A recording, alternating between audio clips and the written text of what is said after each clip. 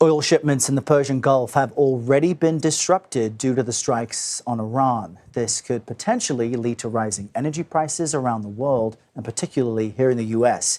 CBS News MoneyWatch correspondent and the co-host of CBS Saturday Morning, Kelly O'Grady, joins me now to discuss this angle of this major story this weekend. Hey there, Kelly. Help everyone understand why the Strait of Hormuz at the southern tip of Iran is so essential to what they may pay for gas.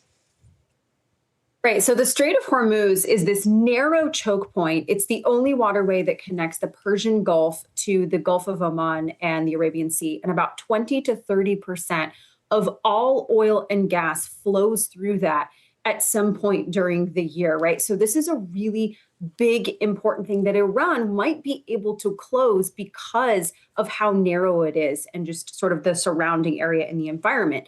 Now, remember, oil is traded on the global market. And so it's a really supply and demand, simple economics equation. If you were to decrease the global supply by cutting off the Strait of Hormuz and preventing that oil that flows through, you would see prices spike. And as you said, we are already hearing threats from Iran. We're already hearing shipping companies themselves just kind of say, you know what, we're just not even going to go through this right now because it's so unstable. And I was reading one Barclays note, and it said you could actually see oil prices spike above $100 if there was a sustained closure of the Strait of Hormuz. Remember, we haven't seen oil prices that high since you go back to sort of the beginning of the Ukraine-Russia war. And why do I mention that? Because remember what happened to gas prices. We saw them go above $5 a gallon in some places. Now, this is an extreme scenario, but that is why the Strait of Hormuz is so important, because so much oil flows through there every single day. Yeah, Kelly, and already the ship tracking platform Marine Traffic is showing a 70% drop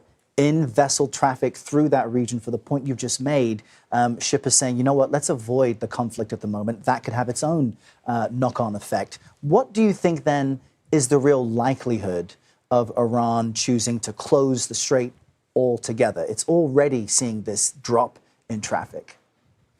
So the good news is this is pretty unlikely for a complete and sustained closure. Number one, Iran has threatened to do this many times in the past, and they've never followed through with it. Number two, I mean, you've been talking about it your entire show. There is a huge military presence in the area. So if they were to try and do something like this, you would expect that to be swiftly rectified. And number three, this would be self-destructive for Iran. Remember, Iran's revenue mainly comes from the oil that it is willing to sell to countries like China that will buy that sanctioned oil. And so if they cut that off for other countries and other buyers, they're also doing that to themselves. Now, of course, this is an existential moment for Iran. They might choose to go forward with that. But everyone that I'm talking to is saying that is an unlikely extreme scenario. But what you will see is shipping companies say, I just don't want to go through there, or insurers, which will hike up the price to insure that oil. And all of those things do flow down to the price of oil. And when you do have oil traders looking at the situation,